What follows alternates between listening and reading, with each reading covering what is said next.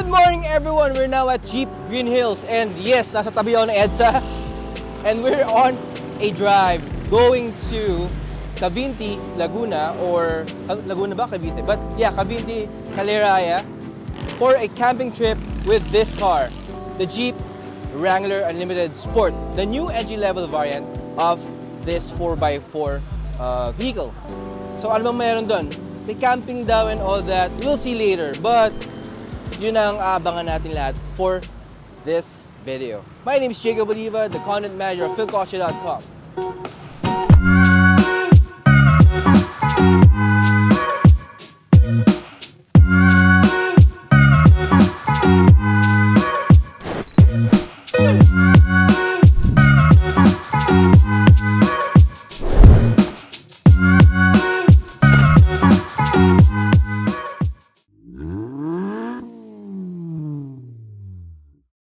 Kotse ba?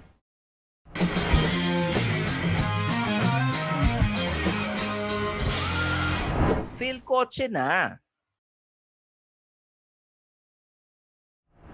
Alright, so now we're at Caliraya Surf Camp para mag-camping and syempre kasama natin this car that is famous for freedom. So what's the difference of the Wrangler Unlimited Sport versus the other variants of the Wrangler? So this one's a 2024 model, so bagong-bago na siya. It has the new LED headlights and of course the LED daytime running lights. Now it's circular kasi before nandito lang yan. And then it also has the a wider 7-slot grille. Wider siya than before, or di mo siya predecessor actually, before the pre-facelift or the pre-update model. It is a Wrangler. So it is iconic, very iconic. The shape, the design has been the same throughout the years. Although yeah, I would say na it's bigger now, way bigger now than before because this car is actually close to my heart. Lumaki ako na may Wrangler sa bahay and yeah, this is way bigger than before. Also, I would like to say I really like the color of this car. This is the granite or gray in in normal speak. We also have the green, which is a pretty popular color for the Wrangler. Also have the blue, parang electric blue, and the yellow, which is kind of remind me of an old Filipino movie. But I want you to see this one bit before we drive this car again. See that? Yeah, if you can see, that's a Gorilla, and that's because this is Gorilla glass, which means it is harder or much tougher than your usual glass na ginagamit sa mga windshield. And because this is an off-roader, it needs toughness for that. And yeah, you have trail rated badge for the Wrangler Unlimited Sport, meaning it is made for off-roading. Out of the sides, so the Wrangler Sport is the entry-level variant. Basically, bibilin mo to if you want a Wrangler na pang off-road, but you don't want the hardcore Rubicon. And you don't want the Sahara naman, is the top level or the top of the line variant na medyo on-road siya, medyo city driving, luxurious, ganyan. But the Sport is the entry level. So, maganda sa kanya is it already comes with trail-rated tires. This one is the trail-rated tires, pero pang off-road, right off the showroom.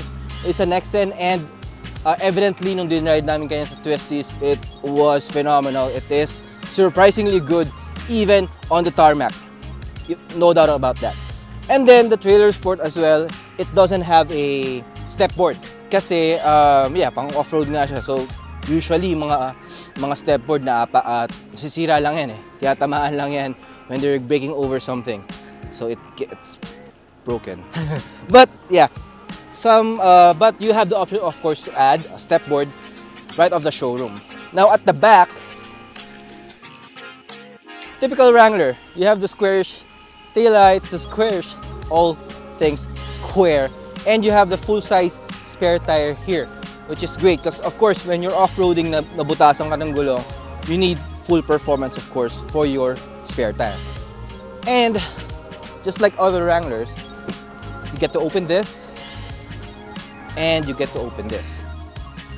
And in that order kasi if it's if it's baliktad, hindi mo siyang bubuksan kasi nakaharang yung spare tire din. And as you can see here, It is a very spacious cargo hold. It is unlimited anyway. It's a 4-door with lots of space for baggage. And kung mapansin nyo, these are roll cages. So, malalaman nyo mamaya kung bakit kailangan yan. By the way, look at this. Look at those speakers. Alpine, 4-year subs, and the sound inside is really, really good. For an audiophile, one of the best.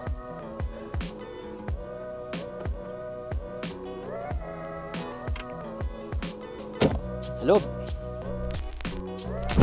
And for the second row, yeah, that's one of the downsides na walang stepboard. You have to step. So, second row, wow, that's very spacious. I'm 5'6", I'm not, di ako ganun katangkaran. Pero lang kami ni Stanley. But, it's very spacious here. Lots of legroom. Headroom is next to infinity. But there's a reason for that. Because the roof is actually, pwede mong tanggalin yan. That's one of the hallmark of Wranglers. You can remove the roof. You can actually replace the doors with half doors na kasama ng mga first 50 buyers na bibili ng Wrangler Unlimited Sport. You can replace this with half doors. Half doors, pinto lang siya, walang salamin, and open air feeling. Now, mapapansin nyo rin, lahat ng controls nandito, walang control sa pinto except for the locks. And that's because of the half doors option. Off-road nga eh. So, these are not actually a problem kahit sabihin natin matangkad. Tingin ko, hindi naman ako makuuntog. Just watch out for it. Alright, so you have cloth seats at the back, which is fine. Siguro, huwag ka lang magdumi while off-roading o magputik kasi pag namantsahan mo yan, I'm not sure. Well, I'm sure it's washable but hindi siya ganun kadaling linisin. Unlike when you have leather or vinyl as your upholstery.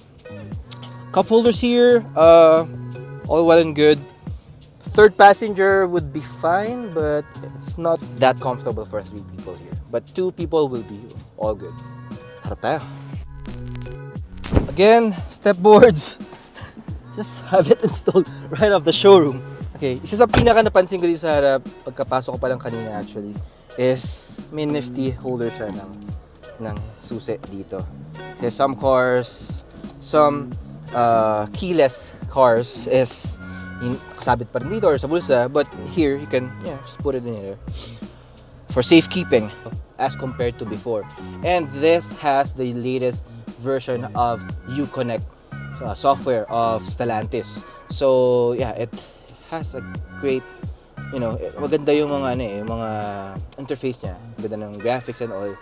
And it's the same as here. You also have a screen dito sa harap ng driver. You have your digital computer here, which shows important information for yourself, like fuel economy, your transfer case, everything.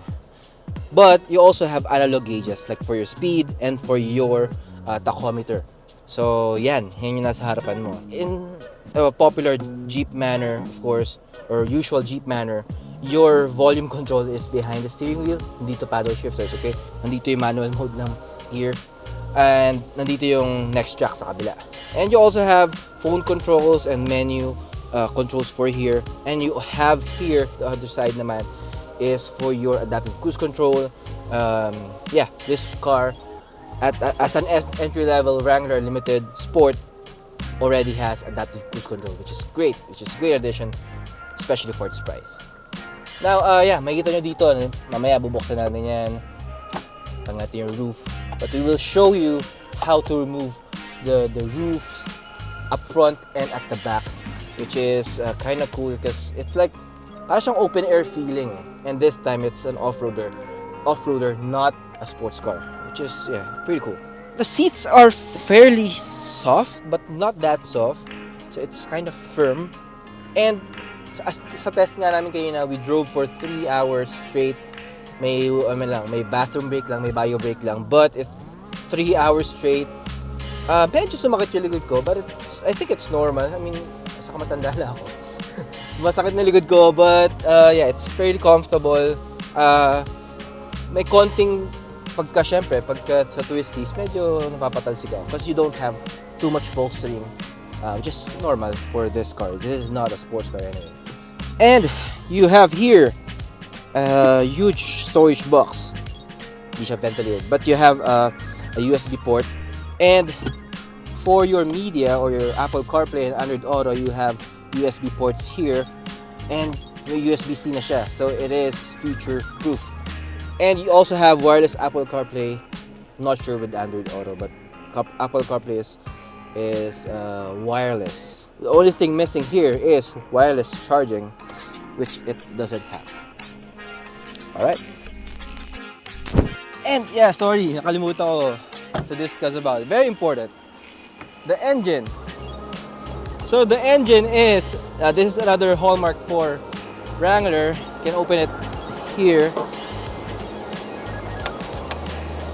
So this is a 2-liter inline-4 gasoline engine. This is not a 392 na may V8 or the Pentastar V6.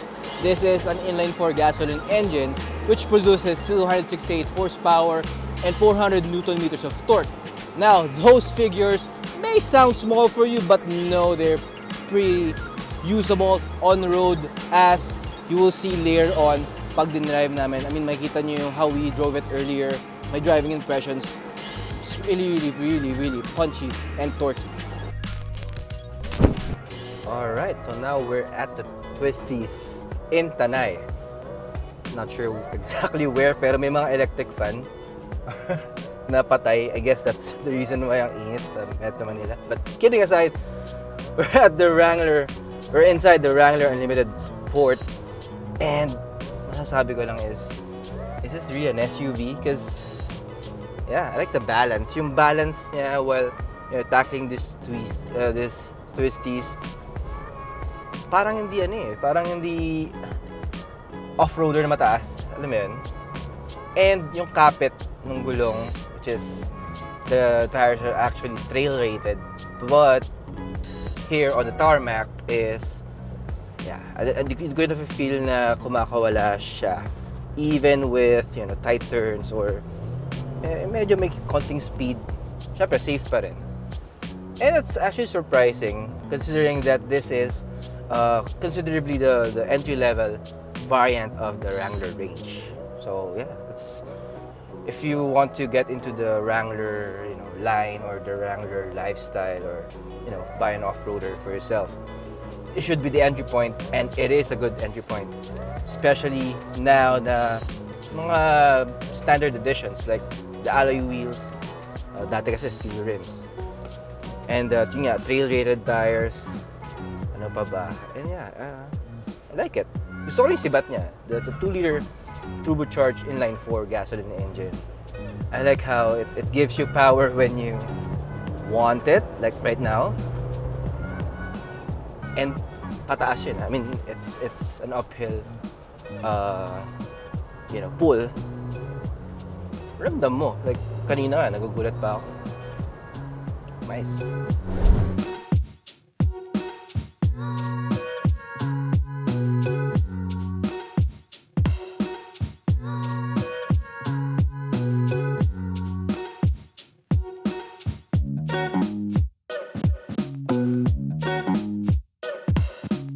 So, na-drive natin siya kanina, kanina sa Twisties. It was all good. Now, we're driving it open top. Topless driving. Obviously, I'm wearing a shirt, but it's open top driving. Walang bubong, walang kahit ano. And ang saya. I'm sure yung mga napag-drive na ng Wrangler off-road, sa bundok or sa mga bato-bato or whatever, rock crawling, I'm sure mas masaya without the roof or without any hindrance from the nature's elements.